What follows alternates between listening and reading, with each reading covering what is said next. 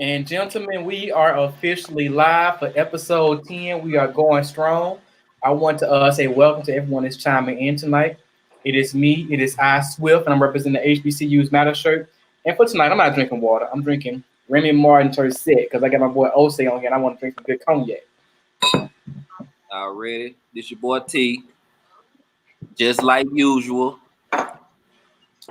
Honey Jack. You see that. And we gonna hold it down, man. Episode 10. I ain't think we gonna make it past 5, bro. I ain't even gonna lie. What up? This your boy, IBB King Crowley from the Jack.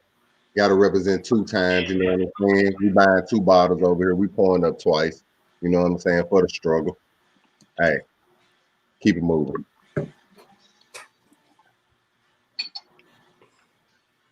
CJB here, Crown Royal, my best friend. Let's get to it. Mr. Get kicked off every week, get muted every week. I'm discriminated against on this platform. It's cool. Back on that makers as always. But yeah. Hey, this your boy Rob. All lives can't matter until Black Lives Matter. That's what we rocking tonight. With Jackson State hat on, coming from Tampa by way of Monkey Town, Bolton, Mississippi. Let's get it. Looking like somebody else. Right? And let me shout out Juice State. Hey, already, my God. So, last week, we pretty much vented. We talked about what it felt like being a black man in America right now as things are transpiring. I don't want that to get lost in translation. Also, to everyone that's watching, please leave comments so we can address those comments as well. We look forward to the discussion, and y'all are part of the discussion as well. But there's still ongoing protests. We still have issues in America. We still have issues being black in America. And we are still protesting these issues. But I think it's being lost in translation because we've seen a lot of our black people and just people in general taking pictures at the protest and protest and party walking and dancing with the police officers. And I think the reason why we're protesting is starting to get lost in translation. Is that Denral? I think my brother Denral in here. So starting on right now, we need to address why are we protesting? I don't want that to get lost in all the police officers being arrested or the police officers being charged with the murders of George Floyd. We need to really address why we are protesting so we can continue these protests moving forward in the future in case we don't get the things that we're protesting for. So I want someone to address to us right now, to the listeners, to watchers. Why are we protesting what's going on right now? What is actually going on and why we're protesting? Go ahead, Rob. I think that's a Rob answer right there. All right. So everybody knows about the death of the young brother in Minnesota. But there's also multiple different deaths that have happened across the country over a long period of time. Everybody might remember Colin Kaepernick was protesting because of police brutality, death at the hands of police of innocent black men and women, and the police officers end up getting paid leave. Even if they are arrested, they are found not guilty. So we have a huge problem of injustice, police brutality, issues within the police, the district attorneys being in bed with the police, the coroners being in bed with the police, the government's being in bed with the police, multiple different fundings of the police. You see the police have more gear than the healthcare workers that were asking for gear during the coronavirus that is still going, by the way. So we have laws that protect police from trial, from punishment. So the whole system is corrupt, and it needs to change. Let's get there. I think that's what we're really protesting. Entire system is corrupt. And one of the things he said was the police officers have a higher budget than the healthcare workers. So we're protesting the system. Somebody talk to me. What does protesting the system? What is the system? What is that? The buddy system, the politics. I think the DAs are in bed with police because, for one, they want to be reelected. So to get a re-election, if they get stamped of approval from a police union, that's pretty much guarantees them their seat for an upcoming election. So they'll preach this thing about them being tough on crime. But as far as why black people are protesting, we are sick and tired of being sick and tired.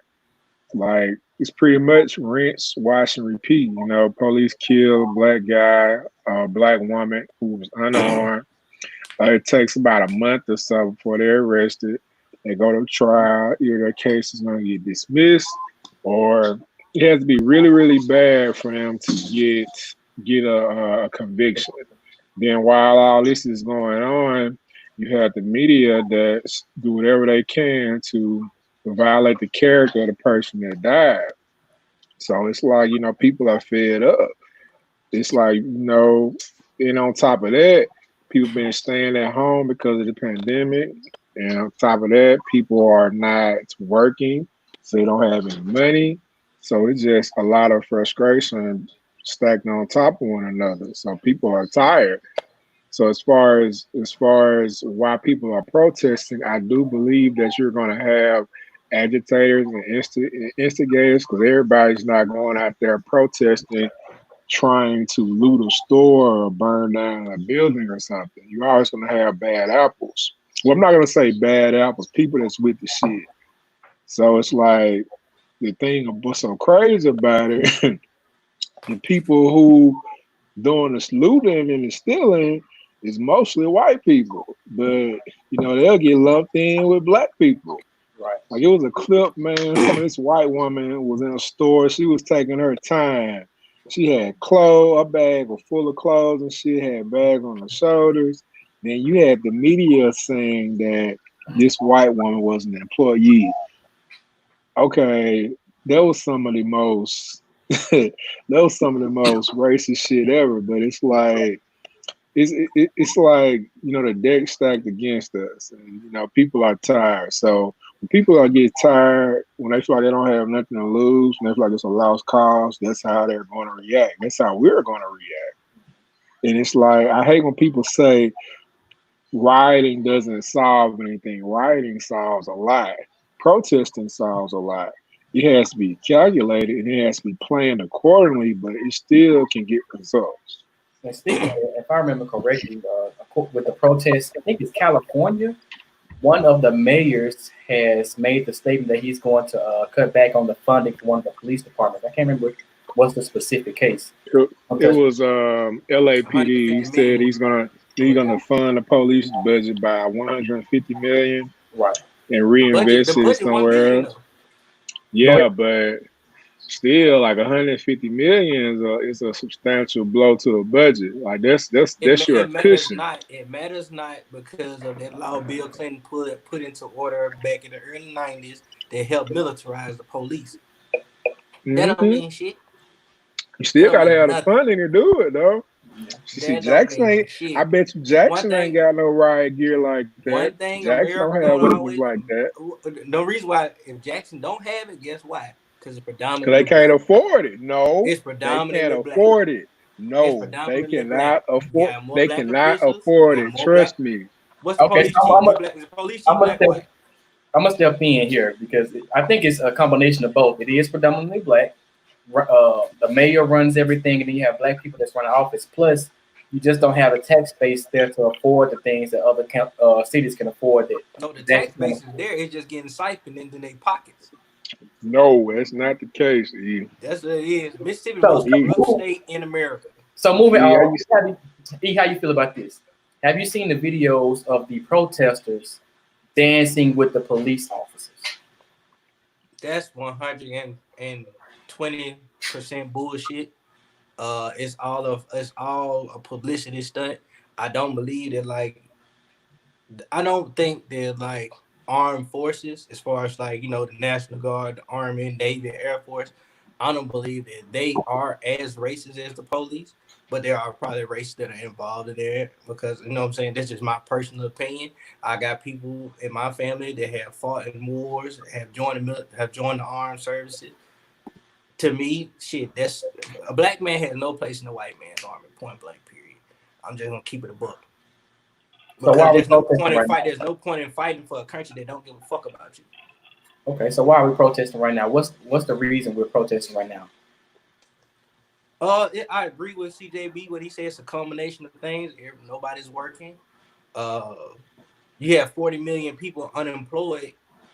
You give them $1,200, and you defer their payments. But at the end of the day, those payments still have to be. You still have to give back. You still have back pay for all the months they're gonna miss. So that's pulling the wool over their eyes. Meanwhile, these billionaires and these corporations are still getting richer. Why is that? Right? Then you stuck in the house. You can't go nowhere. You can barely go for you really caught up in like a catch-22 when it comes to leaving the house. You got a potential of being shot just for going to walk or run from your house, and you got a potential of catching a deadly virus leaving your house.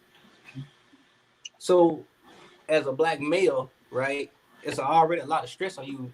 This is on top of America and being born in America with that target on your back. So you don't think that does nothing to your mental state every single day? Of course you're gonna have some type of ramifications, some effects to you. So you're gonna come off as somewhat aggressive at times. But look at the stipulation, look at the situation that you deal with every single day. Right? This is the worst time to be a black man in America. Damn near. I disagree. I said damn near. I said damn near. Okay. Damn near, because you can't. Nothing gonna top slavery. You know what I'm saying? Not just slavery, Jim Crow. Jim Crow. Yeah. Yeah, I think slavery is probably the worst time to be a black man, but this is like number 2. This is a battle. This is a battle between top 2, man. You gotta think about all this. Listen to what I'm saying though. All the different stipulations. Well, let's reverse that question. All the situations. When has it ever been a good time to be a black man in America? Go ahead, T. Hey, y'all talking and it sound good, but let's be real, bro. We are protesting because they killed a black man in front of the world, and that's why we protest. It ain't got nothing to do with all that corona y'all talking about, and people ain't got no jobs and all that, bro. They killed the man in front of the world. Okay. Period. That's what it's okay, about. So why Let me get it out. Let me talk. We've been trying to tell people for years what was going on. People never listen. They still don't listen because they don't want to listen. So this is to cry out. This is the culmination of all of that, bro. That's why we protest. It sounds good. What? I said that's what we said. It was a culmination of things. Okay. But right. We've seen this happen before. We've seen somebody get killed on camera before. Mike The difference is you don't have sport. You don't have anything distracting you from reacting to the murder of a black man. That's the difference. Because we've seen this before. We saw it on camera. That's why. Because you don't have anything else distracting you. Nothing. No sports. No movie theater. People scared to go to restaurants. They got to stay at the house. So all they are on is watching TV and social media. That's the difference. I'm going to take you out a little bit deeper. All right. So this is a learned behavior. First off, protesting. You can squint your eyes.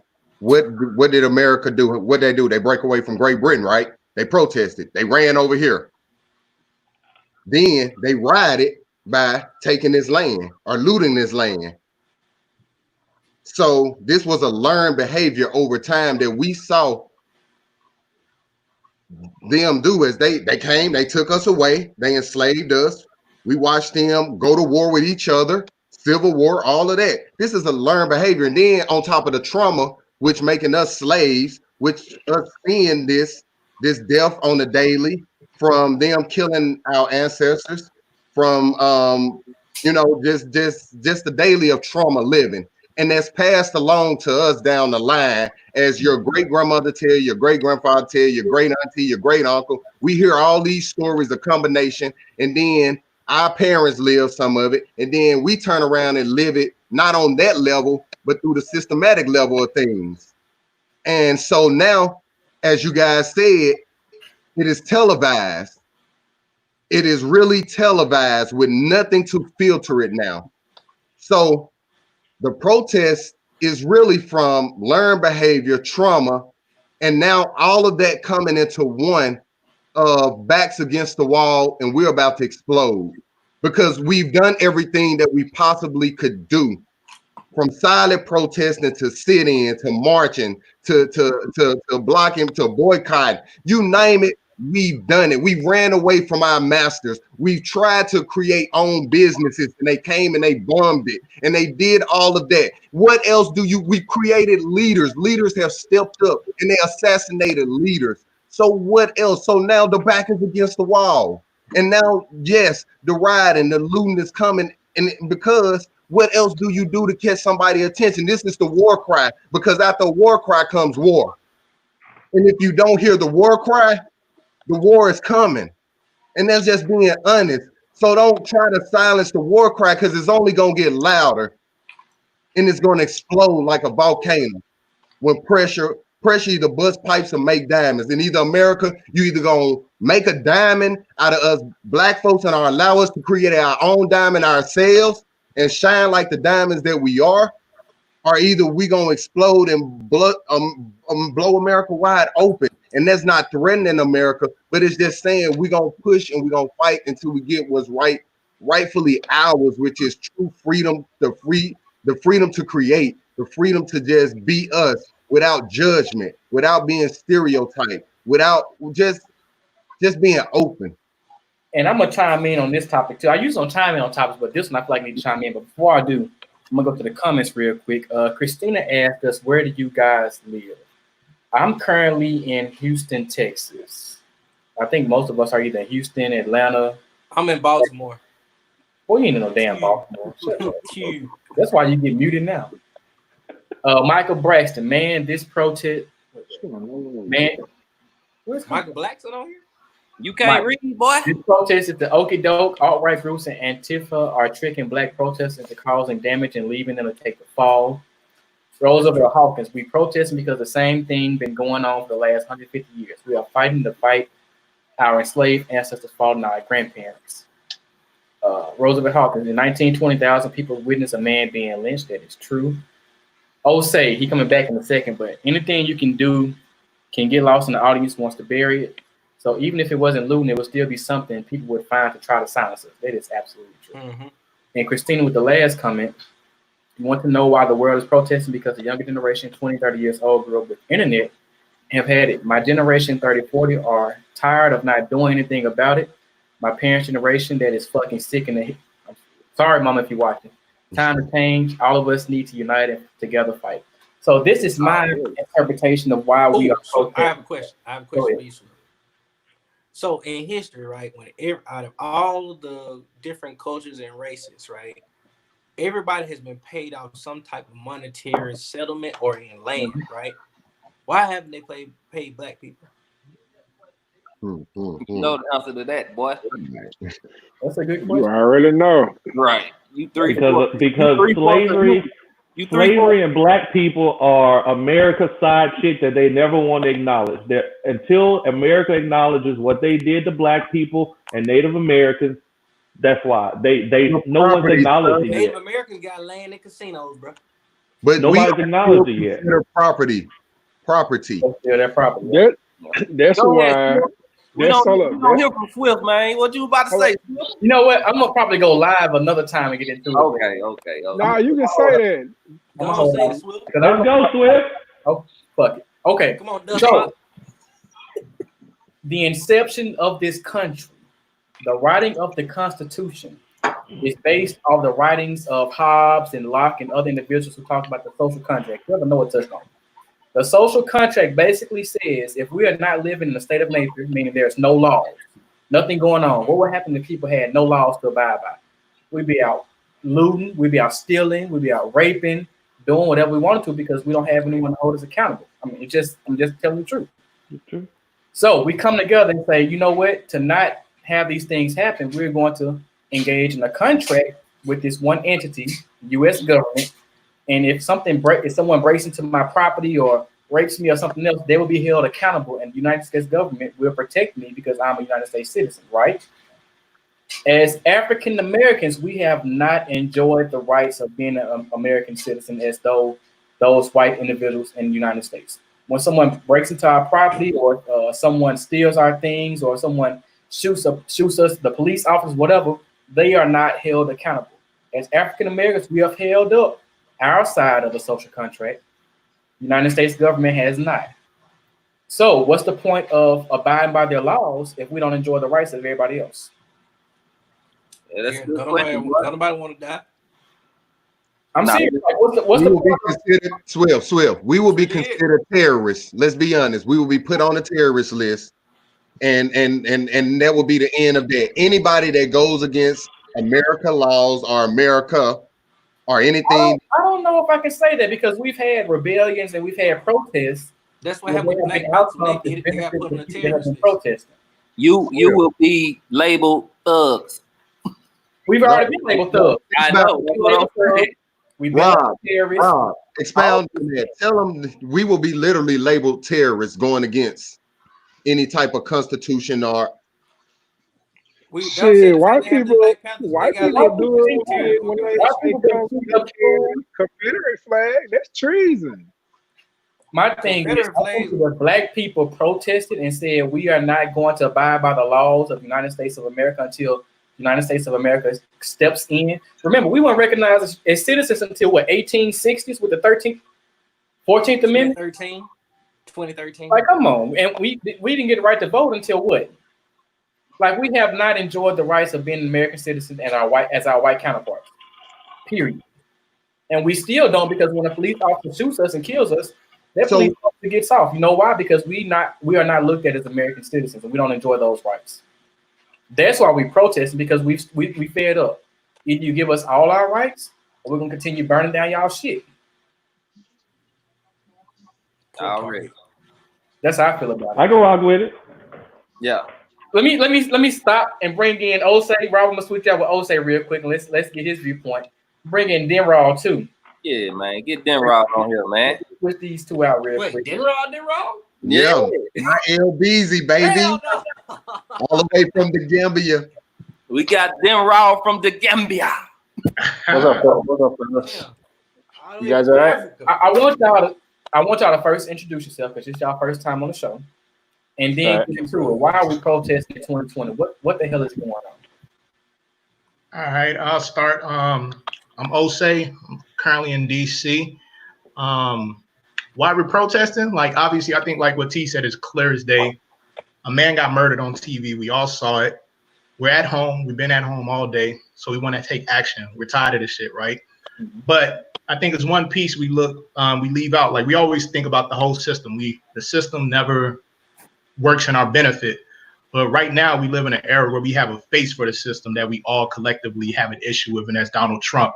So this guy's throwing fuel on the fire. So not only are you rebelling against cops and killings, you're rebelling against the system, and you're rebelling against Donald Trump as you move into an election year where the stakes are getting pretty high.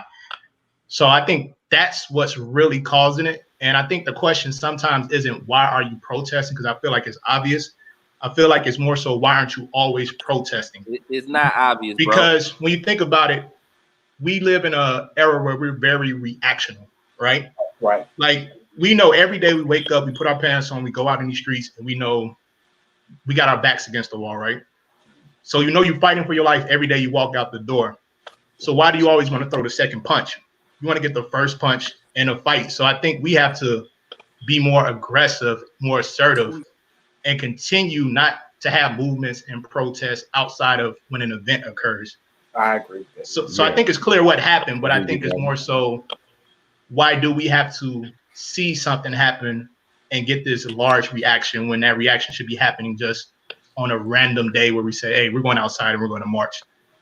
Yeah, I agree. That's one of my issues with the NAACP. They're too reactionary for me. But let's go to Denraw. Chime in. Where you coming from, and how do you feel? What's going on? Hey, fellas, I'm coming in from Senegal in West Africa. I think it's quite obvious why people are protesting. But I just want to say that we have to understand that it's a uniquely American problem.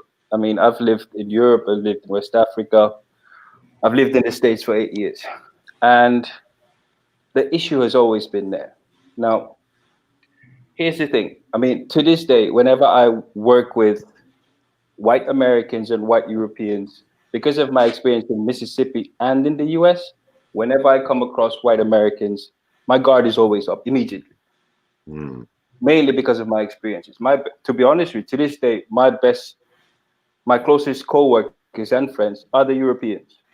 Because when things like this happen in Europe, minorities have rights. You can't just do stuff like this. Sorry, I'm about to use bad words, but you can't do stuff like this and they're not reported. You're going straight to jail. Minorities have rights in Europe. So this situation here is a uniquely American problem that has to be solved. And America must solve its own problems. But as we already know, this runs deep. It runs really deep. Get back.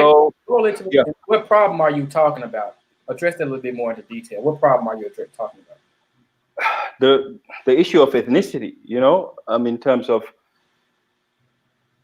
like someone mentioned, the whole system was created to serve a certain group of people. Black Americans have never had rights in the U.S. And it's institutionally ingrained to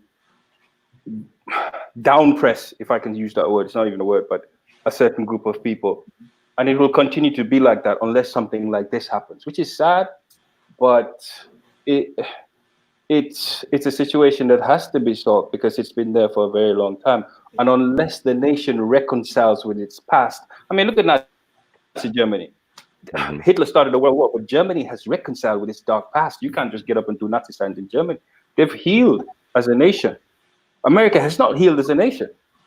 I mean, for a country that caused the annihilation of a group of people, India, westward expansion, that's wrong, completely wrong. So your history is wrong. Everything about what you teach your children is wrong. Your Black Americans don't have a history. Everything is wrong, completely wrong. You haven't reconciled with your past at all. So until you do that, the group of individuals that you have in the U.S. will always feel oppressed. So those issues have to be sorted out, really. It's a good point too, because if I remember correctly, we still have Confederate statues across college campuses across the South that are still standing. Even at HBCUs, Black history is not a mandatory class; it's taught as an elective in the higher education. I'm pretty sure it's the same thing as K-12 education. I wish all trash asses on here. So you sure about that? Because at Jet State, we all took you know what I'm saying? It is not a part of the general court. It is an elective. I ain't take no Black history class. Right, I was about to say American history or civil history. One of those were required when you first came in as a freshman. One of them U.S. histories or civil history, something like that.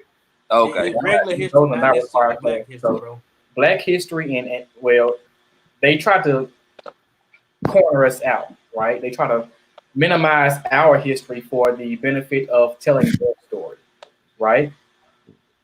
And it's coming to a head now. We're tired. We're protesting. We see the things that are going on. We're becoming more educated, and we see these issues, and we're trying to address them head on. Just Sweet Perry Thomas said K-12 is not required to take a Black history class. Rob Wall, why are there Confederate statues in the North? Why are buildings and streets named after Confederate soldiers and generals in this country? And I think we know why. But we know why, right? They're white. They're white people. They fought for a cause. And I guess. But Swift. Go ahead. But Swift, it's the same thing. Just like, you know what I'm saying? Like, if you really just think about it, like, they always tell you to, like, respect survivors of the Holocaust. They always tell you to remember 9/11.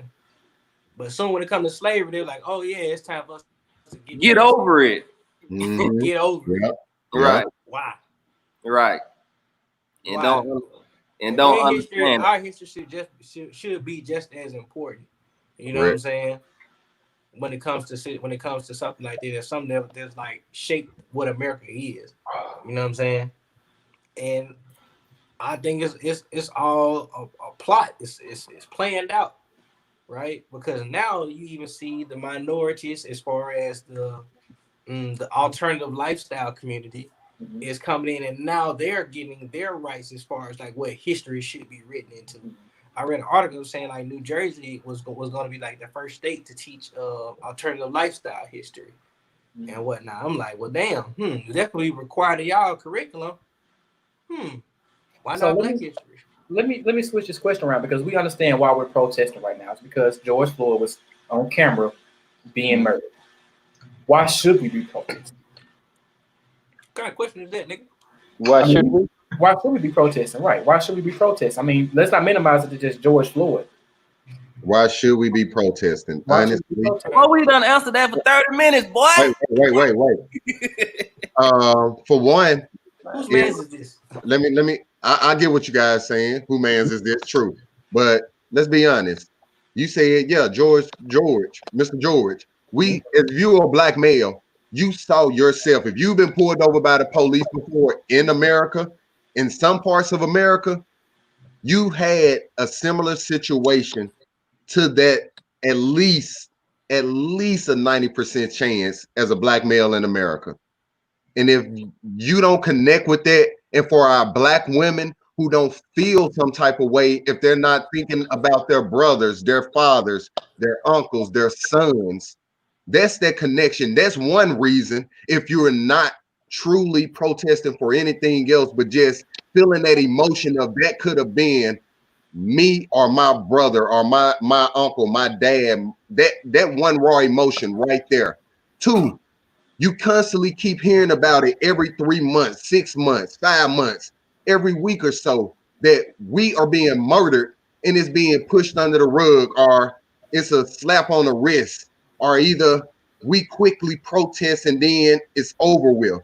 So that's another reason we are tired. So we're protesting that. And I can continue to keep going. So Swift, that question of why are we protesting at this moment, it's like they said, it's a combination of so much. And if you can feel my raw emotion, that's what you have out there in every city, in every state, raw emotion. And people are trying to learn how to cope and channel it into positive energy. Because if they don't, that hurt is gonna bleed out into some of the things that people are calling bad actions. But it's really them not being able to cope with all of that raw emotion, all of this pain, all of this hurt, because we have not been taught to cope with those emotions, as I explained in numerous episodes beforehand. This leads up to now. Seriously. So let me go to these comments real quick. And then we get our final thoughts. Tia, Black history is not included or watered down in elementary curriculum, aside from MLK, Ruby Bridges, and Rosa Parks. Because they definitely don't teach about Huey P. Newton. Definitely don't. My boy. Yeah, I know that. Jess Thomas, they barely get through regular history, former 9 through 12 teacher. Rob, systemic racism is all baked in. Claude, African American history classes is an elective in most public education settings, and the elective usually doesn't start until the 10th grade, even if it's offered. So this is all systemic. This is all planned. Of course. I mean, you even talk to I remember when I taught in Stockholm, and I was just telling you about this. There was a history teacher, and he said, Denro, I mean, for a country, like, I mean, I'm going to say it again, that calls, annihilation of a group of people, westward expansion. The history is all wrong, man. It's crazy. And you know what happens? What happens is when we live in the US and we move overseas, we sort of start bringing this we against them overseas, and it doesn't really exist in that sense. And that becomes problematic because when you come across white Europeans, it happened to me, you start feeling, okay, what is this guy want out of me because of what I experienced in the States? And it's not the same at all. It's not at all. Right. So for me, it's like, I mean, it's a unique experience. I was lucky. I mean, I don't want to say I'm lucky, but I lived in the South. And to be honest with you, I've got colleagues here who are Black Americans as well. And when I talk to them, I was like, y'all, look, y'all lived in New York, y'all lived in California. You put those things are outliers. The rest of that crap in the middle, it's all racist. I'm just going to be honest. That's the America that we know, living in the South. Look, we've been pulled over, all this stuff. I mean, it's just now being televised, like Crowley said, but it's always been there. So those of them who live in the bigger cities don't really see it like we have, and it's a problem. I mean, this sort of thing has to be solved. Otherwise, it'll continue, and it's not sustainable. And there is the foundation of America is not sustainable. You cannot keep a people oppressed for this long and expect anything good to come out of it. It's not sustainable. And there's some debate. You say the South is racist, but there's some debate if the North is, if not just as, but if it's even more racist than the South. And we'll talk about that another time. I ain't gonna get into it too much. Any final thoughts on this topic? Hey, I had a question for Osei because you in DC, and I saw the Black Lives Matter down the street. But what is the climate in DC right now with the White House right there, with Trump right there, and the Black Lives Matter and the mayor? Like, what's the climate? Yeah, everybody give the climate where they're at, honestly. So the climate here is not as aggressive in the streets as you will see in other areas, obviously, because what you saw with the Black Lives Matter, you got this kind of back and forth between Trump and the mayor in DC. So you kind of have like almost an ally with you when you're out in the streets. So you don't really have this need to really cry out because accommodations are being made for you when you go out in the streets and protest and get your word out there. It's just usually what Trump is doing, kind of going against whatever DC wants to do at the time, is that back and forth between that. But the climate as well, I think like this is the period of time where protesting actually is the best time for you to go out and protest because you have a lot of allies. You're at this point now where it's a lot of white people going out there. Like when they were going against the fence, it wasn't black people on the fence because they know they'll get shot by Secret Service. It was the white people who knew when they do that, nothing would happen to them. You have governors and mayors who have issues with Trump. You have all these different institutions that have issues with Trump. So it's like we're coming out there like Black Panther and we look across the sea. You got all these Avengers forming up for like one common goal. They might not be out there for Floyd like we are, but they out there because they have big issues with the overall state of America at this point. So I think it's up for us as Black people to take advantage of every second of that to push our agenda and what we need when everyone's kind of in this same fight, this same bully mentality at the same time. Fair point. T, how's Atlanta? Man, listen, Jay Kelly went out to the protest. He told me that it was very diverse. He felt something in his heart when he was out there. You know what I'm saying? Like he really came home and told me what the deal was. But as far as on the street, from what I'm seeing, these Atlanta niggas ain't going, bro. They done took a tank, man. I'm like, how y'all got a tank in the projects, bro? They got all 5 stars like on Grand Theft Auto. Hey, you know, right? But I will say this. I mean, you know, Atlanta is a crazy city, and everybody ran down on T.I. from what he said about Black people prospering in Atlanta. I get what T.I. was saying. It might not came out right. It might not came out right, you know what I'm saying? But I get what he was saying. So Atlanta is like, it's a concoction, bro. It's a little bit of everything because it's like, okay, we are doing okay in Atlanta, but this is bigger than Atlanta right now. You know what I'm saying? This is for the world.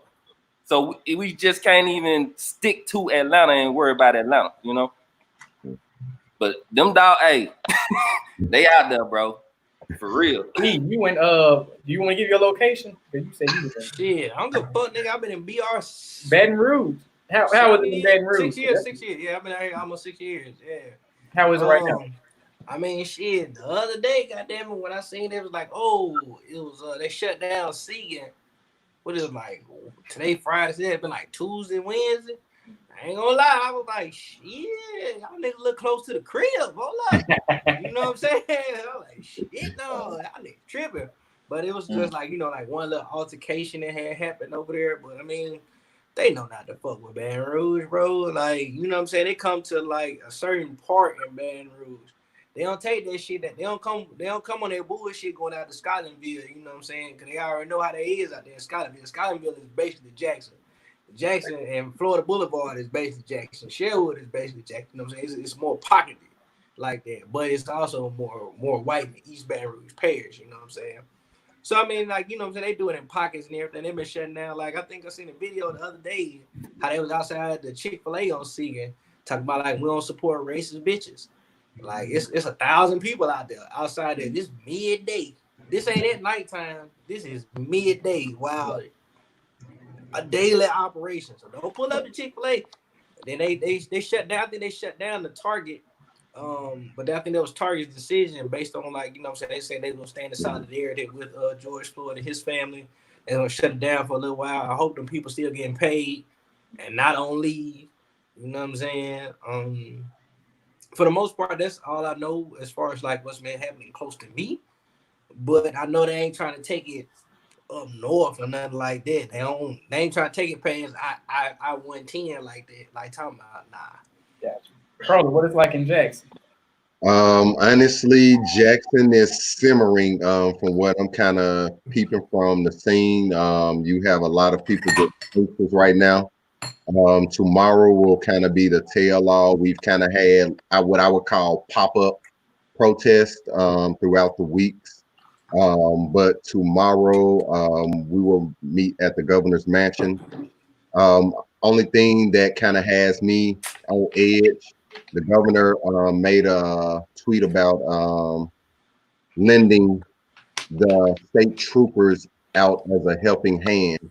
And you look at Mississippi's history with Black America or Black Mississippians and the state troopers' history, that has ended in a bloodbath with numerous Black lives being taken by the Mississippi State Troopers. And I know that Jackson Police Department has already stepped up and said that they will be out there, and which is, you know, mostly majority African American force.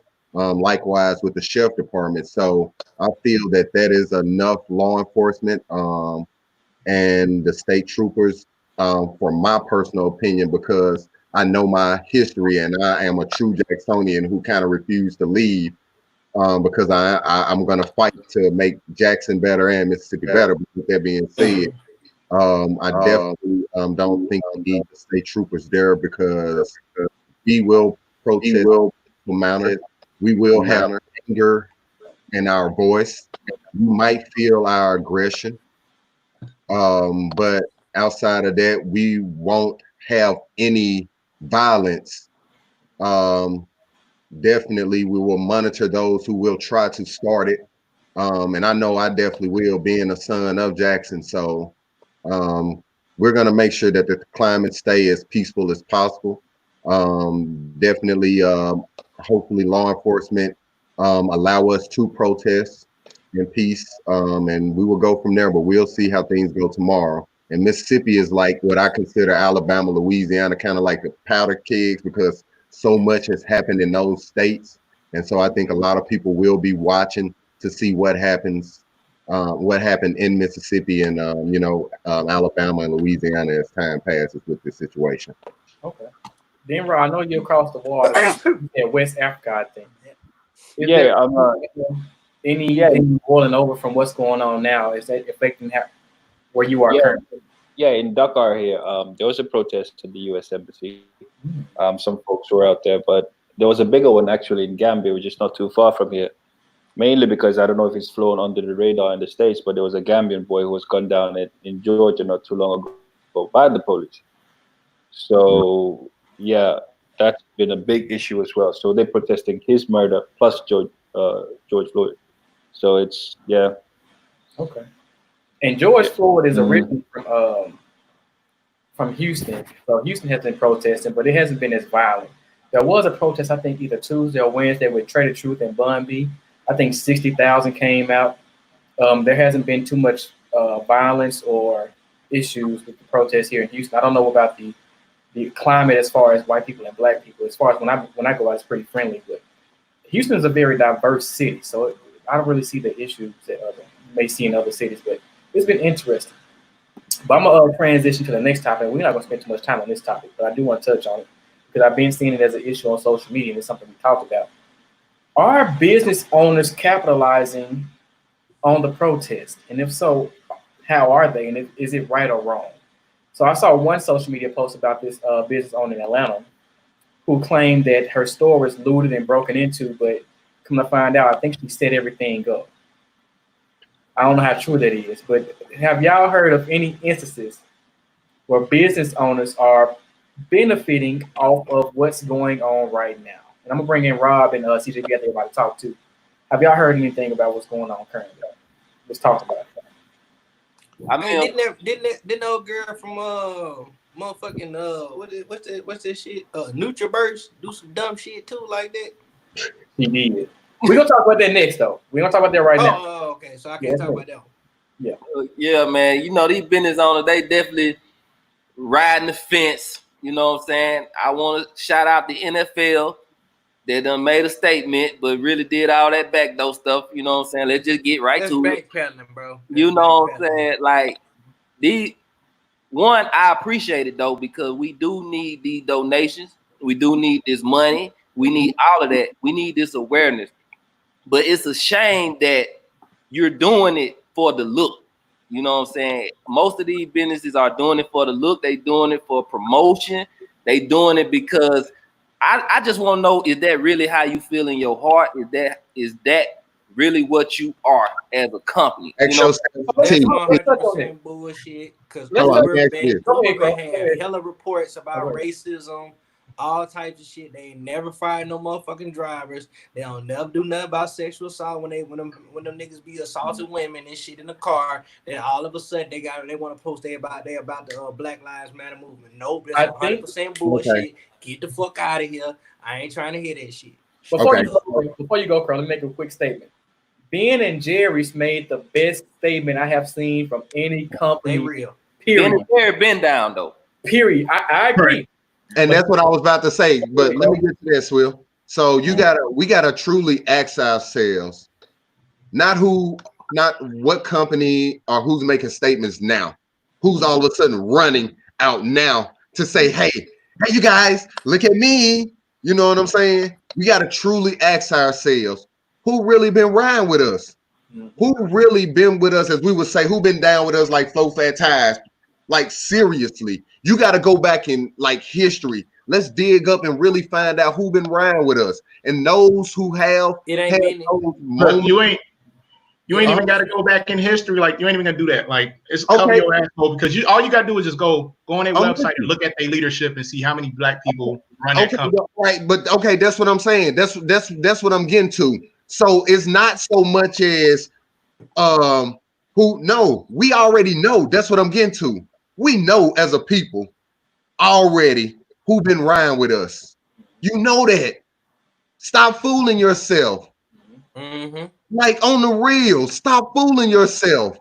That's the whole thing. You are so afraid that that it's gonna be some, and I'm just throwing them out there. It's gonna be some reason that you not buying this Gucci and not showing up to the club gonna make you feel less of a person. Instead of rocking some that somebody at a boutique that down the street that's black owned made, and you're not gonna be able to post with a label on it, and you might feel some way. Let's be real about this. Let's go deep. So I don't give a fuck about this shit. So now, you might be I get what you're saying, though, Carl. But the Crow point, let's talk about it, because we've seen a lot of companies make statements regarding what's going on now, but have their actions reflected how they say what they're saying in their statement? Like the NFL, Nope. They made a statement saying, they appreciate the kneeling, they understand why we're kneeling, and therefore the Black Lives Matter, so on and so forth. But when you look and see how they treated Colin Kaepernick when he first tried to bring awareness to this issue, he got blackballed and shunned. But how many of y'all kept watching the NFL? Be honest, how many of y'all kept fantasy football going? I don't fantasy football, and y'all know that. Let's be real about this. Y'all as black people did not do really anything. Y'all right there flipping the channel, turning it on, fantasy football. I'm losing points. I'm doing all of this. As black people, we were right there supporting that same NFL that y'all sitting there saying didn't do anything. And y'all gonna be sitting there right there. They gonna run on the field and go practice, because let's be honest, they ain't gonna want to miss that check. They and I'm not talking down on my brothers or anything, but they spend a hand. It might not be great, so they might need to go out there on that field. But I'm not saying, let's be real. How many of them not gonna show up to practice in August, in September, and not play? Because this cause need to continue. Not all of a sudden dwindle down when September, August happen. Who really gonna step out? We got NBA players that's about to hoop. Let's be real. Yeah, you spoke up, but you finna go play basketball, G? Finna make the NBA billions, millions? One point on that, bro. And I swear to God, Go ahead. bro, I do not like LeBron, bro. Bruh, y'all That is nigga real, gone bro. with all that. Real, Hold on, bro. LeBron has never shied away from political incidents. He's always spoke out against them. He's always publicly demonstrated against racist acts. He was the first person who went, "I can't breathe" shit when she with Eric Garner dropped. He was the one that put that shit on the board of the league. I'm just saying, I'm just using him as an example, right? As an example, right? Comparing him to Jordan and Kareem. Kareem was too real for his time.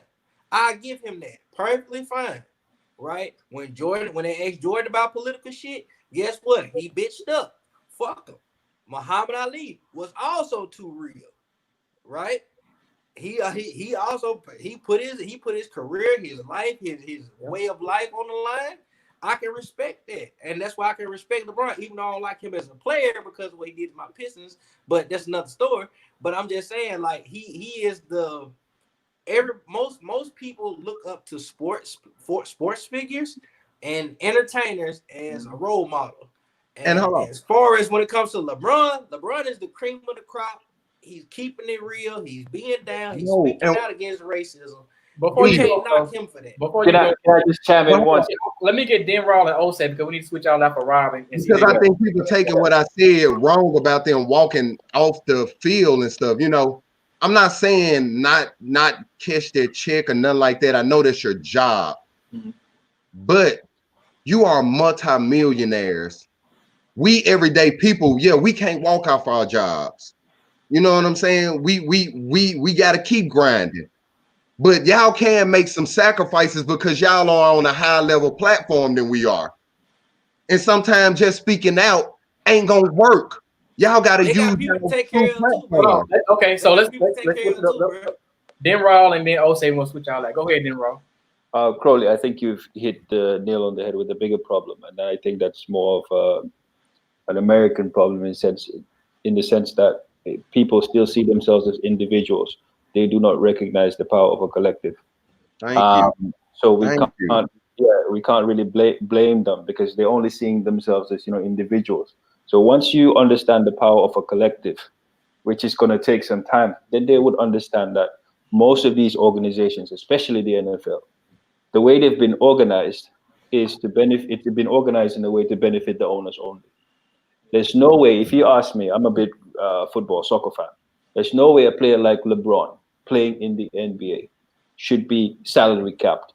Salary cap is bullshit.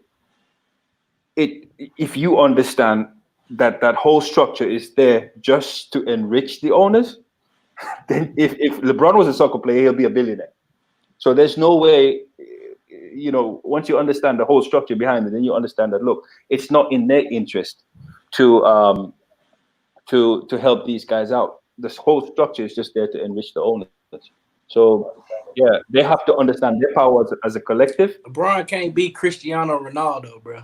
Not in America. That's what I'm saying because of the salary cap. I mean, there's no way a player like LeBron should be earning. Collectively, as a whole, what I was speaking of, it's not so much as I'm saying them miss. Y'all thinking about, I'm telling them not to feed their family or nothing like that. You take this one finger and poke somebody, it's not gonna hurt them too bad. You ball it up, I promise you, I can knock you out with the fish. You get what I'm saying? We believe like that's the thing. Yeah, so I guess I'm less concerned about stuff when it comes to athletes and entertainment, mainly because of what they make and what they're doing. I'm more so looking at our jobs, like stuff we doing. So I'm pretty sure a lot of you guys, companies came out and had statements, or companies or brands and stuff like that. And I'm wondering, what do we do? Because they're profiting off of us and our work and our labor, and you're probably underpaid based in comparison to your counterparts that are white. So how do we figure out a way to, if they feel enough pressure where they feel if I don't make a statement, it's a negative impact on my business, how do we, as these black employees, go in here and say, if you that shook that you didn't make a statement that it's going to hurt your business, then do more than making a statement. I don't care that you send money to Black Lives Matter. How do you make sure more money has been distributed within the employees, especially with the minorities sitting here? How do I get the correct promotion in the right amount of years? How do I get the raise and bonus? Because all you're doing is just taking more money you could put in the pockets of your employee and grow your business and make it more inclusive and giving it to a movement and turning your back on it. So I think that's the only way those people can show that they have a real intent on some type of change instead of just donations that they're going to write off. Yeah. I can't speak to that one, Jose, but that's a good point. Like in the developer experience, it's all about what can you do. You know what I'm saying? So you can level up in a year and a half, or you can level up in 2 years and be a senior.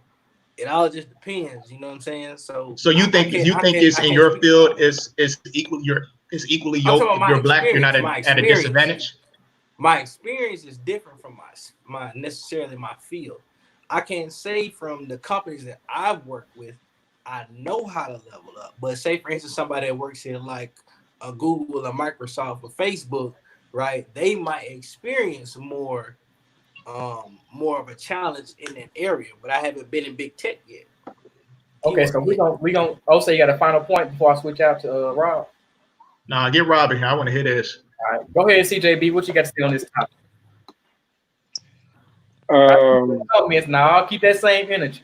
I'm coming to everybody. I'm just trying to see who I'm going to knock down first. For one, as far as these professional athletes, for one, they are in the category of a celebrity. I don't want them speaking for me. But I appreciate it. But we can't just talk down on Bob because they didn't walk off the field. That's the only skill most of them guys have. So we're gonna say, okay, we want you to protest Cap not getting the job, so you can uplift your people. You're not uplifting your people by doing that. We're not going to walk off our jobs if racist shit happen. I'm pretty sure we see it a lot. So I can't just look down on them for not doing it. So you gonna feed into that systematic system if something happened to you? Racist? Okay. If something happens to me, if something happens for me, I'm going to handle myself. That's first and foremost. I can't expect somebody else to join in on my cause, especially when they have responsibilities. They have a family to feed, they have a house to take care of. I'm not going to ask them to put their lives on the line for that. I'm going to handle whatever situation brought up to me myself. No, I'm not talking about individually.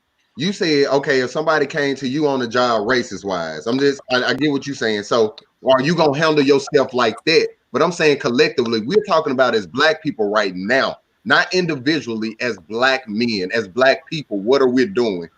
Our business capitalizing off us as a whole, not individually. Are we protesting as a whole? What's our full focus? We're not talking individual wise. For one, businesses are capitalizing off of everybody, not just black people, because it's a capitalist society. That's the way of the world. That's the way of America. Okay. They're not just capitalizing only on black people. Let's get that straight. And what I feel the comments that were coming from corporate America. Hey, it was all good. The PR staff of each company worked overtime this past week, but it didn't mean shit to me simply because where is your black representation in your C-suite positions? Where is your black representation in your leadership positions? So it's like you releasing a statement talking about you condemn racism, yet you have nothing but white people in your top level positions. That didn't mean shit to me. But at the same time, it don't mean shit. What you mean it don't mean shit? Even if you have somebody let's say for instance, take a company like Facebook, right? Facebook has a black SVP. That's a woman, right? I disagree. But what did Zuckerberg do? But because Zuckerberg owns the majority of the seats in that company, it doesn't matter. Zuckerberg went back on his word in the sense that, right? He didn't remove Trump tweets. Or I mean, his think about Hold on, E. Think about it like this. All right. Say for instance, my job title is senior VP of finance, right? I have to hire Okay, a big VP of finance. I have to hire a VP of finance. I have to hire a director. So who you think I'm more than likely going to hire? Like just me. I'm not going to say who I'm going to hire because it's probably come back about 10 years from now. But who you think I'm going to hire? Like, this would be real. And it's like you I'm look gonna at white exercise my people, Fifth Amendment right. you hire people you feel comfortable with. Like even now, even in our circle of Alpha Beta, we're always like passing information along. We're trying to help each other out. It's always like a sharing of information. So you have one black person in a high position of power. If you have multiple people in positions of power, that's like one of the first steps of true diversity. So I disagree that it doesn't matter. Chime in for me, Rob. It Hold really on, does. E. I'm saying as far as these bigger corporations, these bigger job titles, right? That shit don't matter. It really doesn't. The reason why I'm saying it doesn't matter is because they have no real power. They're just figureheads, just like how the presidency was. It's the same thing. They never pick That's a black not true. The person president as a has power. subordinate or anything of that nature. The It's president always definitely has somebody power. else that's But fresh let's- out of college, that's white, yada yada yada, and the cycle This why I'm continues. You're just a figurehead. I'm thinking about Not you, bro. But I'm just saying, Listen. that's how the ladder Okay, perpetuates. okay, let's be Okay, all right, Beat his ass. hold that's on. enough. Nope. That's enough of that. Every week. All right. That's enough So of that. I'm gonna hit all the points. I'll hit the first topic first. Companies are capitalizing off of the riots and protests, etc. Because a lot of companies are on their last leg with their funding. They're going to go under anyway. So if they can get a building burned down, they can get the insurance money and probably walk away and not have the business anymore. So I'm pretty sure it's a lot of businesses doing that. Secondly, I disagree with not having a black person in a position of power. I'll use the NFL as an example. So you have the owners, which are white. These owners usually hire a white coach, a white GM, etc., because they look like them. So what you need is if you have a black person in some type of leadership position, regardless of how high they are, they can always bring up other black people to fall under them to teach them the ropes, and they can go off and find out in their own right. And then it's like a pyramid scheme, but it's legitimate. If you have a black person at the top, I try to do the same thing in the military. I'm not in charge of promoting people, but it's my job to seek out someone or multiple people to mentor. As myself, as a field grade officer in the military, it's my job to mentor the junior officers, which a lot of them are in Alpha Beta, to teach them the ropes, the things that I tripped over, in order for them to be able to succeed and come behind me and maybe go farther than me. I'm not a general, I'm a major, but at the same time, I'm not in charge of the Army, but I have a leadership role in the Army, and it's my responsibility to make sure people that look like me, who I feel are qualified, that I teach them the things that I know just so they can transition and possibly move past me.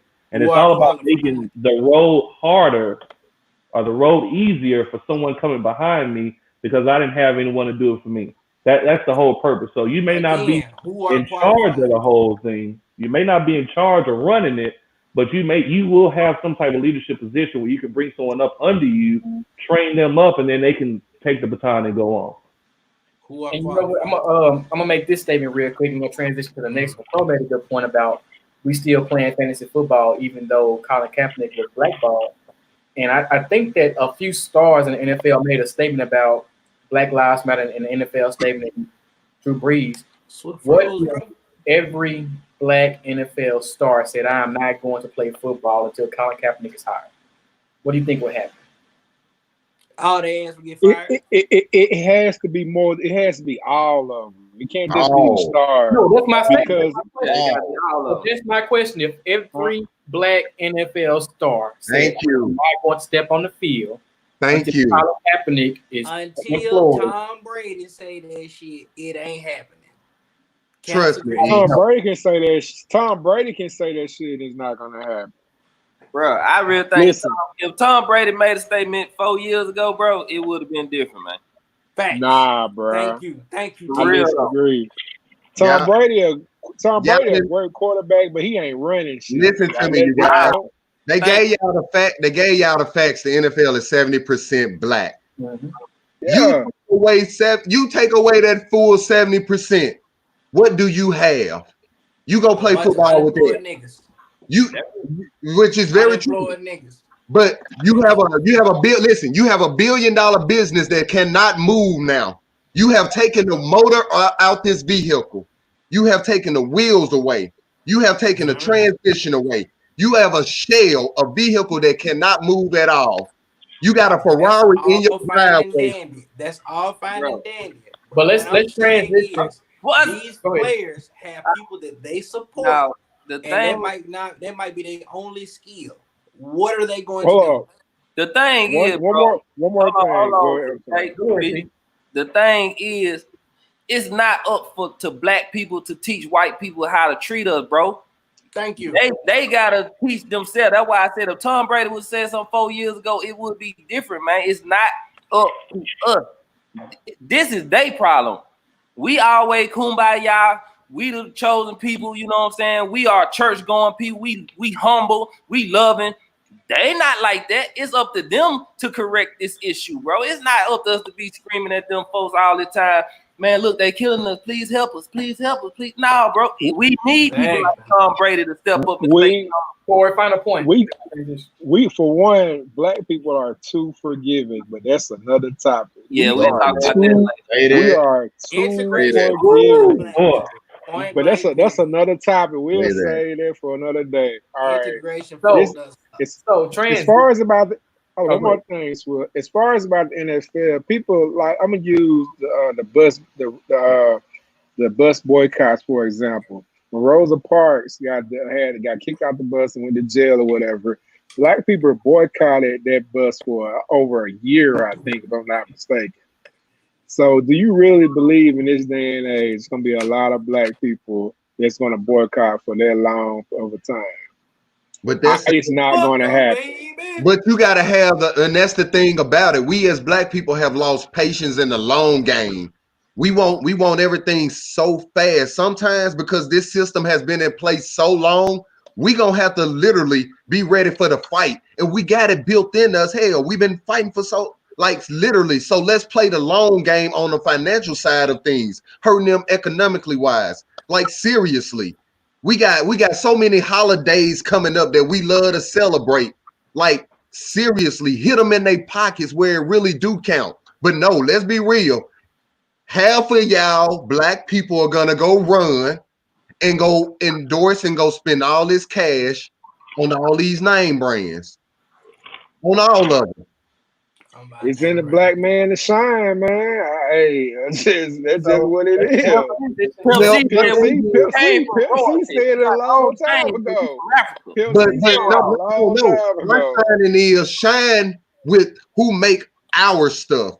Shine with the hustle, the hard campaigns, and the trills that I heard, and you know, and other people that are black that are producing goods. Like seriously, that's how you do.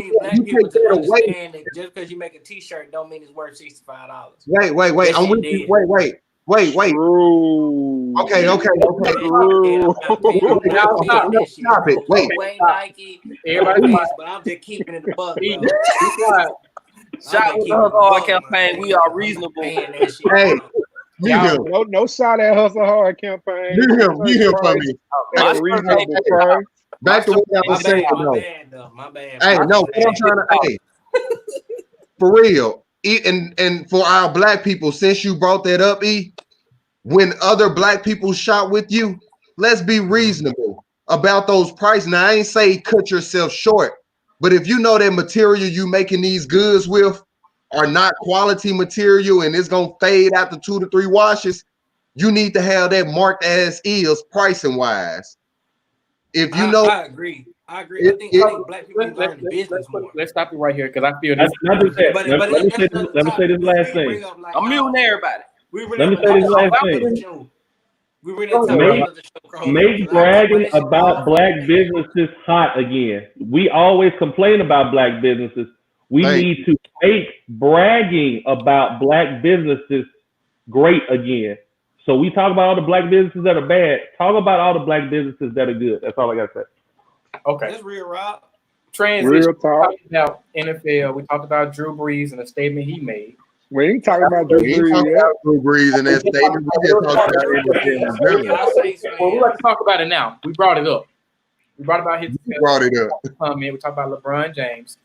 We have those celebrities and those Instagram entertainers with millions of followers out here making statements. Some are better than others. Drew Brees' statement was absolutely atrocious. He doesn't listen. Hell no.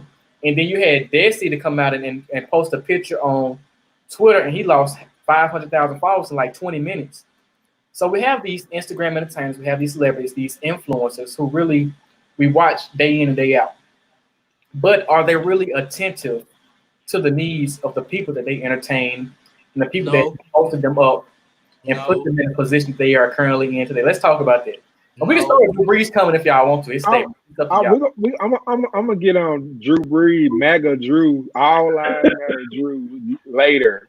I'm gonna start with Desi first. Man, Desi Banks is a funny guy, man. I actually enjoyed his videos, but he posted a picture of Bloody Sunday right before they started getting their asses beat by the police. Mhm. He didn't know Atlanta Public Schools failed that, man. Atlanta Public Schools or DeKalb Public Schools, somebody failed that, man. Leave Cal 'Cause County he out. really thought he had one. He thought he had one with that, bro. Like, do you know what happened to them after that picture was taken? And Right. you gonna say this is a protest? The reason they protesting is because what happened to them on that bridge back in the '60s. But it's like I feel like influencers, man, they get them a little bag, they get them some money, and they just think shit sweet.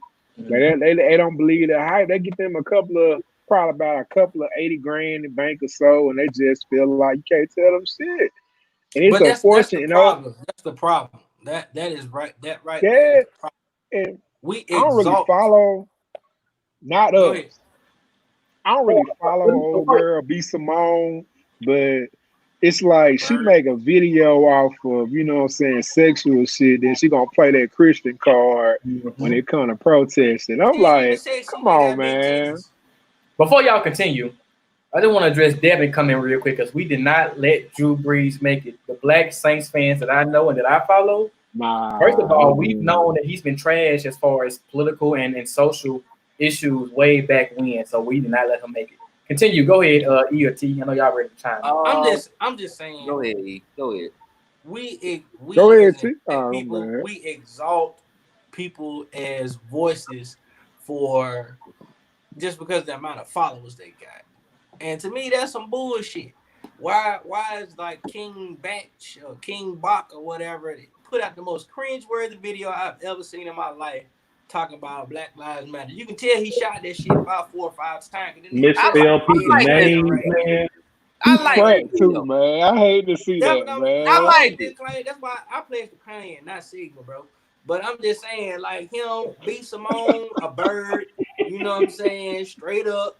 Desi Banks fumbled the bag. I mean, it is what it is. Let's be real, bro. Stop. Like we are missing the part, whereas the people that we put our trust and influence in are based off of how many followers they got, how funny their videos is. That's why people don't take us fucking serious now. My thing is, where that nigga Quan X at? Let me ask y'all this, because I ain't the social media, bro. Just think about that, right? Al Sharpton ain't made no real appearance until now. Where the fuck he been at? Where the fuck Jason Jackson at? Hold on. These are like the OGs, even though I understand they're getting old. But where the next generation that's supposed to be following them, did they claim they be mentoring and all that shit at? Where they at? Jesse Jackson ain't it, but that's another I conversation. don't fuck with that nigga either after he Let- canceled my scholarship, but that's another story. Let's just But start. I'm just saying, just think about it though. Mute Just me sit ass. back and think about that same black narrative that they be painting. talking about like, oh yeah, we mentor these young guys to be these types of leaders and shit like that. You seen them? Good point. Go ahead, T. Just be real. This is a yes no question. Let's start from the top, man. One, if you a Saints fan, you trash anyway. Y'all nasty. All Saints fans are nasty because the Saints is. So both of them muted because they got me fucked up on this live. Hey, Okay. You're nope. Go ahead, T.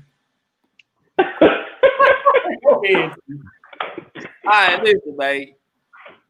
Your leader is trash. But again, celebrities, why do we put so much out like power to these celebrities, bro?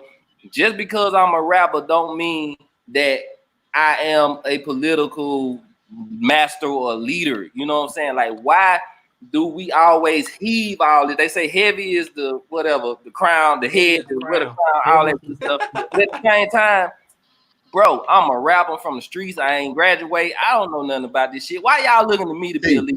Hold on, Crowley. I know where you going with it because I'm a black man and I supposed to do this. That's how I feel. But at the same time, I can't fault nobody that don't know. Like, if you don't know, you don't know. So if I was one of these celebrities and I didn't know, I would just point people in the direction. I would say, well, look, you need to follow this person because this person knows more about that. And I won't just make stupid ass statements like all these people are doing. You know what I'm saying? Because we look to these celebrities, look to these influencers like Desi Jackson. I know the school that he went to, bro. I mean, Desi Banks. He went, you know what I'm saying? I know the school that he went to, man. Yeah, you know what I'm saying? They failed him, man. He skipped history class. And Trina made a statement saying that she gonna be good because if she get pulled over, she got her license and registration. Like, do you not know that in our house? Now, go ahead, Crow. Yeah. Go ahead, Crow. Trina disappointment, man. Her ass wasn't big like the sun anyway. No. I seen that ass in real life now. It ain't big. It ain't big like the sun.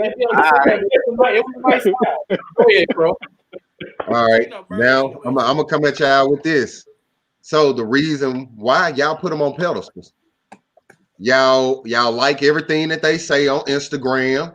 Y'all go wait. I'm just saying as a collective, because think about it. You see all celebrity videos with multi-million likes and loves and reshared because every time they post something, is either relationship goals for this couple or they said the sun shines bright today and this, that, and the other, and so I should be solely and lovely. And then you got 100 million more people quoting that BS that they didn't put up. So now when they come around, when something major happened, everybody hanging on their word because they done hung on their word for the past couple of last posts, and then they say some dumb stuff, and y'all like, oh, they done let me down. You should have been hanging on their dumb words in the first place. Who are they? You don't know them to personally hang on their words. They're not your people that you grew up with. Y'all hang on. We take these rappers' words like, oh, they living in the streets, they got all these cars, and we sit there and we go back and forth on who got this, who got that, and they really leasing stuff. That's the same thing with other entertainers and everything. We're hanging on everything that they post, that they say from the beginning. So now when it come around to major things and we allow them that platform, and because they done had 10 million likes in NBC and CNN see that, so they gonna put the camera in their face because we done made them so popular and they spew the dumb shit and we're like, oh, we can't believe they said that. No, we the dummies who put there and gave them that platform. So don't get mad. We put them there.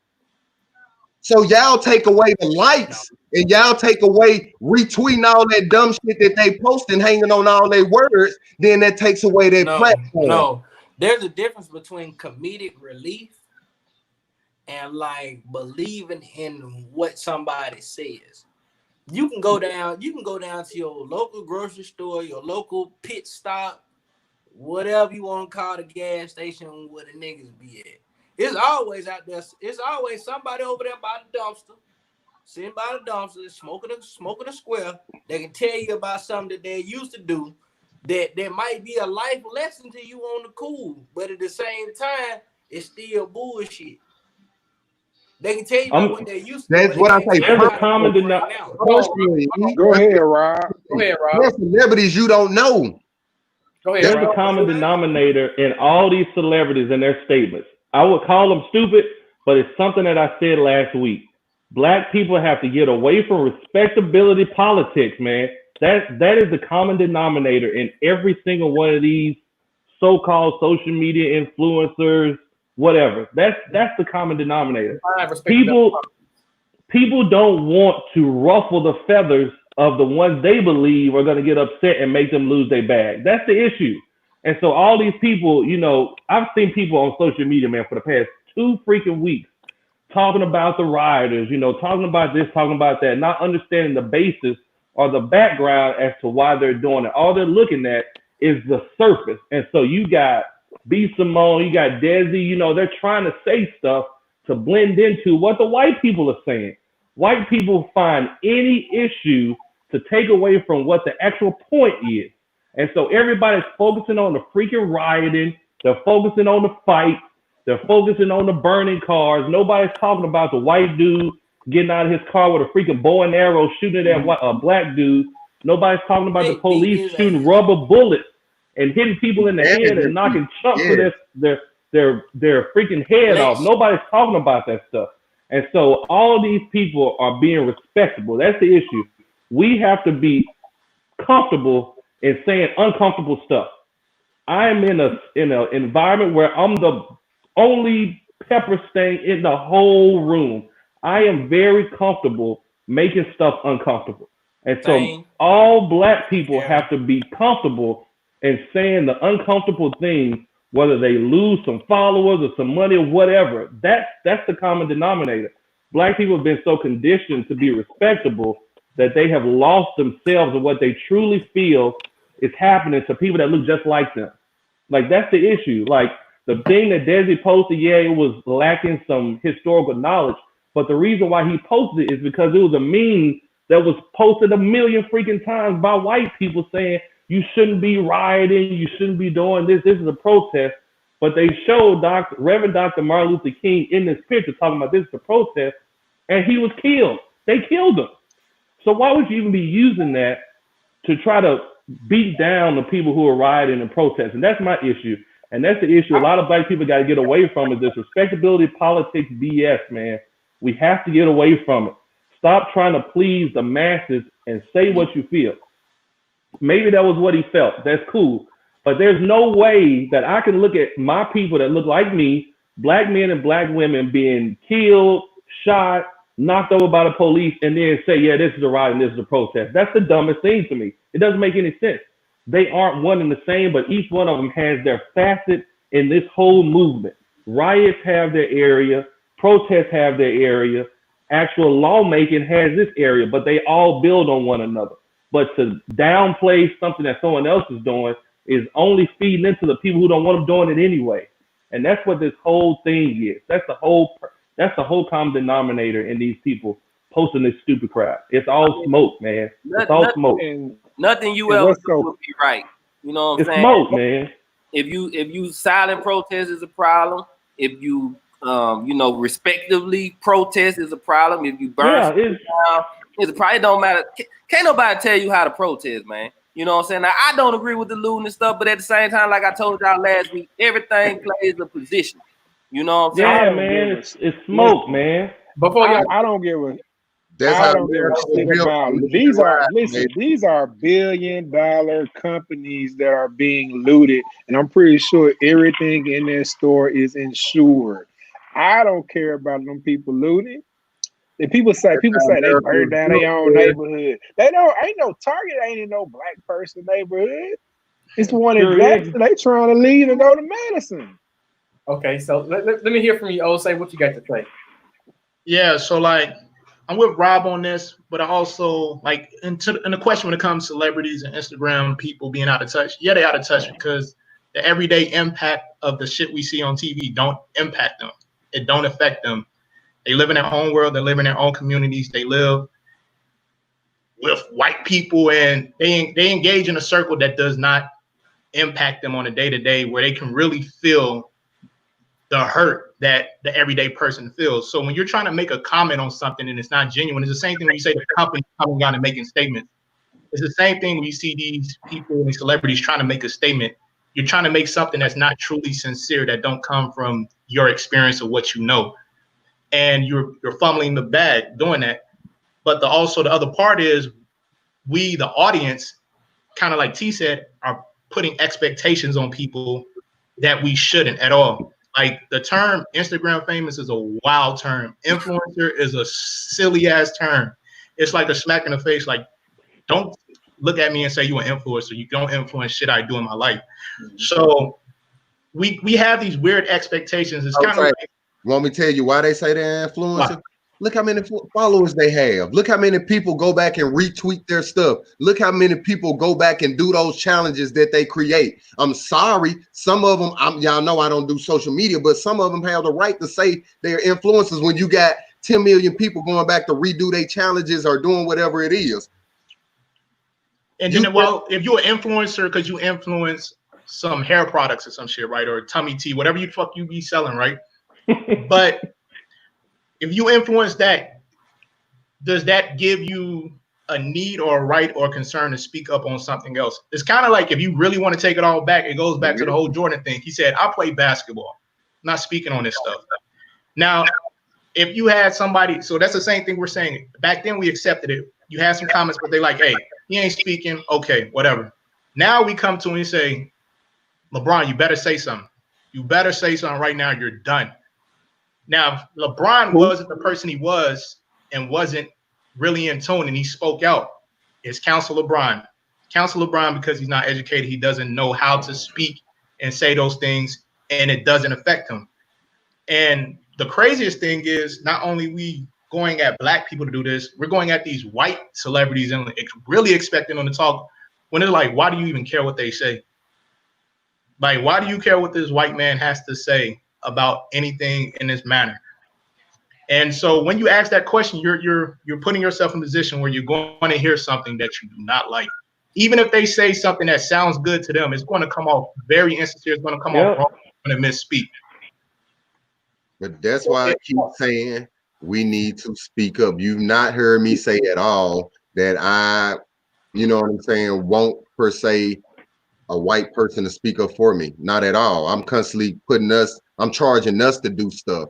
Like I told y'all, from the NFL stuff to the social media with the celebrities, I charge us to do stuff. I'm not charging no other race to do anything but us to make change. And that's the problem that I think we have. We're constantly asking others to join in on unplugging shit, and we got the power to unplug shit ourselves, to be honest. Let's do it. Let's stop depending on them, and let's collectively unplug shit together. And it's gonna take some time to do it. Then, Raw, let me get your thoughts on this topic, and your final thoughts. We're gonna wrap it up for tonight.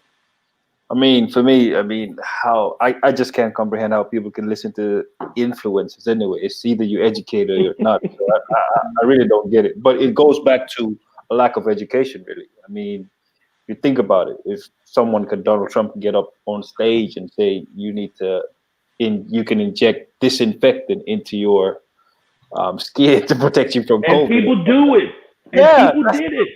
Yeah, that's. I mean, it's insane to me. I mean, my friends in Europe looking at people in the States like, man, what the hell? Like, did people really do that? Like, what in the world's going on over there? I'm like, but it's a lack of education because, like someone said, he's got so many followers and they really do believe these people. Thank you. Sad. Yes. All right, so we're gonna wrap it up for tonight. I'm not gonna give my final thoughts on this topic, but I will say it has been funny seeing people like Desi and Trina, Shekinah. I don't even know what Shekinah is famous for, to be honest with you, but just making the statement on TV. Making these statements, and what she was crying on Instagram about people looting Gucci. Like, come on. But anyway, it's all, it's crazy. But I will say, as a Saints fan, the people that I know that are also Saints fan, we do not support Drew Brees at all. Well, that man to retire, man. He should retire.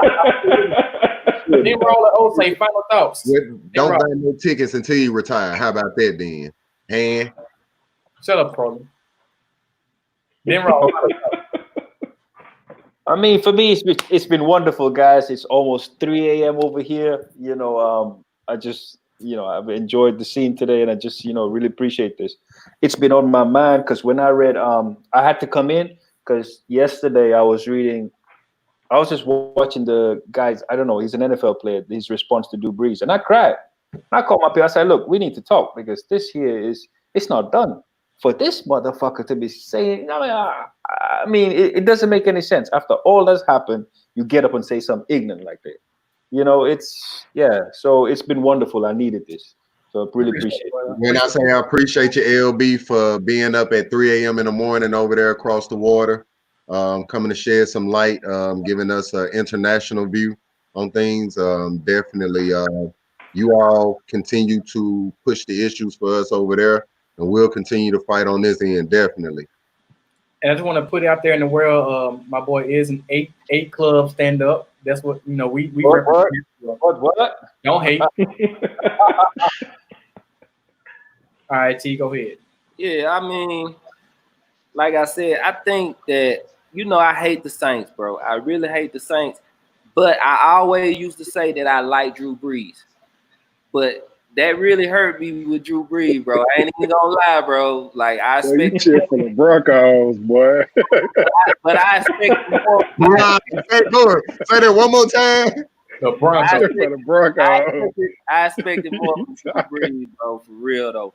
But as far as celebrities, man, I mean, at the end of the day, we gotta be the change. We're gonna be the change in our community.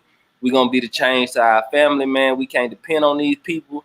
We can't keep putting all this praise and this weight on these people because some of these people are not qualified to speak for Black issues. They don't know Black issues. They never lived it. They never been through it.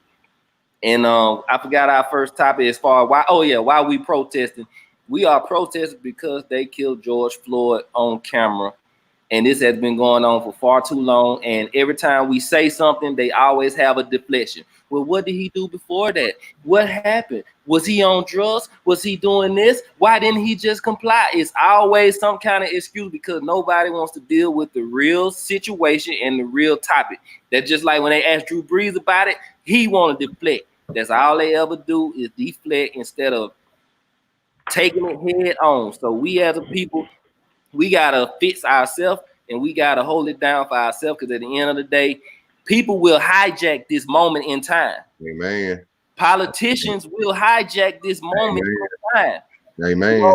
They will try to get photo ops and they will do all of that. So we have to focus on what we are trying to do and see it all the way through and not be distracted. Because you know what happened last time when we was on the ball, and next thing you know, we getting laws passed for other people. You know what I'm saying? And that's all I'm gonna say. Go ahead, Crow. All right. I'm gonna piggyback off what T left off of. First off, why we protesting? Let's remember, we've been protesting for how long? Since long time, hundreds of years. Yeah. And with that being said, is either we're gonna have a Baltimore situation, protest, and it die out. St. Louis, protest, and it die out. In vain. All these protests have been in vain, basically. Let's be real about it. For the last couple of years, when Black individuals have been murdered at the hands of law enforcement, from down in Texas all the way up to Minneapolis, wherever it happened, we protest and the flame goes out. And now it happened again, and now it's a wildfire. The question is, are we going to allow them to come over with the helicopters and douse the wildfire out? Are we going to let it rage and burn until we really see change on the political side of things, on the economical side of things by making change, of having these companies to make change for us? And then we got to move forward, because I know we got everybody else to speak, we got to hold these celebrities truly accountable, not just lip service, not just mouth service. I know I said, them players to walk out on practice. No, I'm not telling anybody to hurt yourselves with your family and things. But I'm just saying, you all can come together as one and truly demand some change and truly boycott as our leaders did in the past, peacefully boycott as a whole and make an effective change, just as we can do on a local level.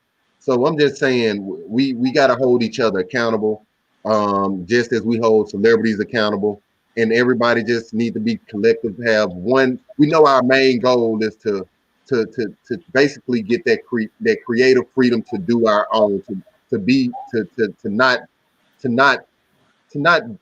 fear for our lives on a daily and whatever that look like.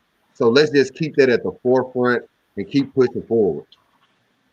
Go for me, Osei, because I got to bring E on. All right.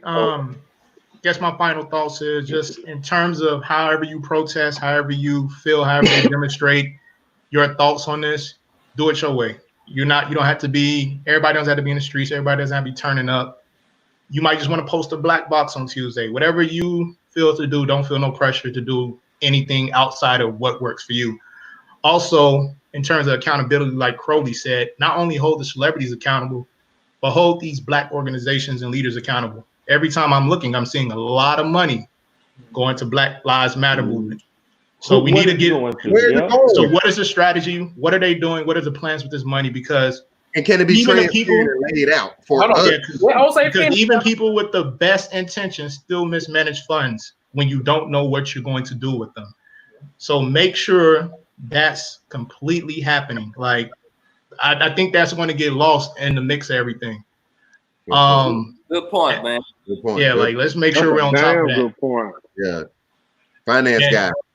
Oh yeah, definitely. I'm tracing the money. Like, let's not do that. And then the last thing is, it's all right to not be okay, man. So like when you go back into your jobs, you go back into your communities and things, it's okay to not be okay. It's a lot of things going on. Amen. But one thing I want us to remember is it's a lot of people speaking out. It's a lot of people saying things, especially these companies and corporations. You don't get brownie points just for saying anything. So make sure they have some more actions and things that they really want to do for the Black community and your employees, because making a statement, I don't applaud that. I don't applaud that because there's no point in being quiet for as long as you've been until everyone else is doing it. So that's all I got. Y'all stay blessed. If you're in the streets doing protests, anything, stay safe. I don't want to see you on TV getting beaten, nothing like that. I'm giving out hands. Appreciate it. Osei, I just want to salute Osei for coming on. This is his first time on the show, man. So, you know what I'm saying? I appreciate Osei coming in, man. Definitely. He's still muted. Unmute E, man. No, you muted yourself, E. Go ahead, baby. You muted yourself, E. I want to piggyback on what OC said. We need to hold our Black leaders who capitalize off this movement accountable for anything they're trying to do to help the cause going forward. Like, one thing about it, NAACP, Black Lives Matter, all these other groups, they are getting a lot of money.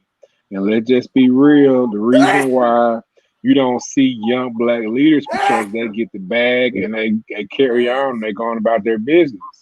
So I think it's important to allocate those resources, for one, to bail out the protesters and provide legal defense for those protesters. Mm-hmm. Also, I feel like in this particular movement, we have to come out of this as more unified as possible. I don't think that we're unified like we should be now, but I feel like this should show us that we're all we got. And when I say all we got, I mean Black people only, not that bullshit term, people of color, Black people. Black people of color is a respectful term, like Rob used all the time, and it gives other ethnic groups the authority to piggyback on our struggles. They don't face the same struggles, for one, and two, they're probably the ones who feel racist as well. Like, we see Latino police officers be harassing Black people as well, and they fit under that people of color profile. So I really despise that term. I hope Black people in particular should stop using that term. and also just have a plan in place as well. My last thing I want to say is we always say that we always ask the politician, what's your agenda for Black people, instead of taking our agenda to them and telling them this is what we want. And if you want our vote, this is what we need. We can't have a white person saying, what will I do for you? We need to tell them what they need to do for us in order to get our vote. Right. Good point. Go ahead, E. I just need 2 minutes. Go ahead, E. All right. Number 1. Stop Black developers, Black doctors, Black lawyers. Y'all ain't doing shit. We need to get more Black politicians, more people, more Black representatives in the House of Representatives for each state to get some real fucking change. Everybody that's in, y'all need to fire y'all superintendents and get somebody Black in there. That's the only way real change is going to fucking happen in this nation. You start state by state. You have to start with your local communities, bro. If your local city council or whatever ain't hitting on shit, y'all ain't gonna be hitting on shit. Point blank, period. And y'all have the right to vote. I'm not a fan of Biden like that, but he's better than Trump. But guess what? Because I have voted before, I know that there's a third option that you can write somebody's name in that blank. How do y'all think Harambe got all the goddamn votes? Just dead ass serious, bro. Black people can control the narrative of who actually takes office. And that's what people need to realize. If we have an agenda, we need to come up with our own agenda and be like, hey, this is who we want as president or over this particular committee and our community. We need to exercise that right because we have it. We need to exercise before it gets taken away. That is all. Go ahead, Rob. All right. So, like I said before, I'm gonna say many times, we need to give up on. We need to give up on respectability politics. There is a way that you can be respectful and not be respectable, meaning trying to make everybody comfortable. There is a way called the gift of gab where you can show the person who you actually are and then get your point across without trying to appease everybody. So we need to get over that. Protesting is for change. That's the systematic racism that is going on in this country at every single level. Every single level. I want to put this out because people seem to be getting confused. Like MAGA Breeze, kneeling was never about the troops. I'm the troops. I know a lot of troops. We were okay with him kneeling. That's what we go to fight for. Your right to do what you want to do. That's what we fight for. So we want to get that out there. I want to give a short background. Drew Brees talked about his grandfathers. They fought in World War II. Every time he hears the national anthem, he starts crying. Now, mind you, he had 2 grandfathers that fought in World War II. Also, mind you, he comes from an affluent background in Austin. So his grandparents came back home from World War II. They were able to use the GI Bill, which they got houses. They used those houses in order to grow wealth. Both of his parents are lawyers. All of this stuff is stacked on top of one another. My grandfather fought in World War II. He came back, all we got was nothing. So all of this stuff has come full circle all over again. That is going to feed into my next point is you cannot teach empathy. Stop trying to change people. What a person says from the jump is how they feel. I didn't want Drew Brees to apologize. He said how he felt. He got to stand on it 10 toes down. You deal with the repercussions from there. I don't want you giving no fake apology because you got all the backlash. Stick with what you said. And that person showed everybody who he was. That's what you got to go with. The pandemic is a perfect storm for us to push change. People are at home. People don't have a lot of money. Everyone basically is over 40 million people in the same position as a lot of Black people, which includes a lot of Black people. So it's a great opportunity to get some allies in our fight for things that we want to get. Everything is smoke. So everyone that's on social media, you have to realize everything is smoke. You have to look through the smoke and see what the actual end game and what the play is. Trump is good with throwing smoke. He's good at throwing smoke. Every time you throw some smoke, He's doing something on the back end. So I always tell people, look through the smoke and see what's going on. The last thing is support Black businesses and Black money. We always talk about the Black businesses, but we need to support Black money, which includes Black banks as well.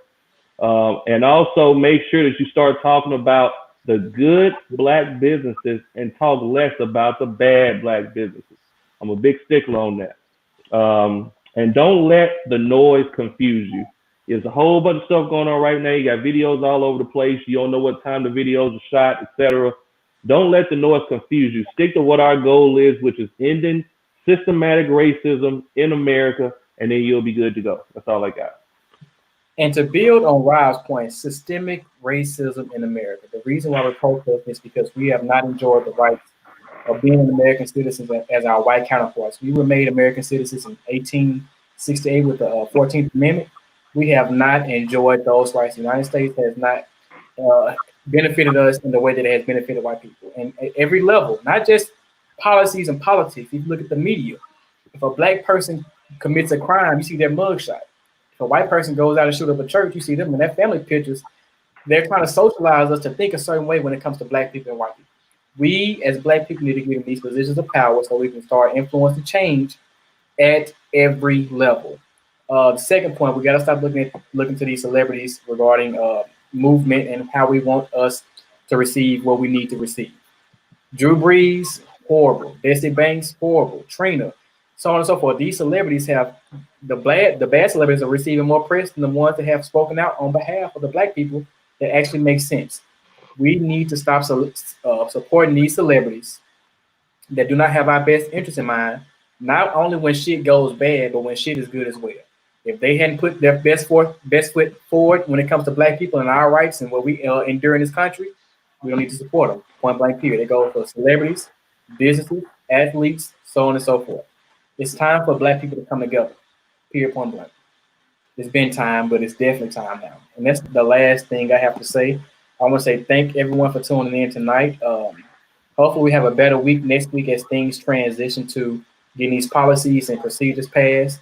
Hopefully the money that the NAACP and Black Lives Matter have received in the past few weeks go to actually policy change, not just town halls and other messages, because we need actual change. We need policies, we need procedures, we need campaigns supported by these organizations so we can get Black people in office, period.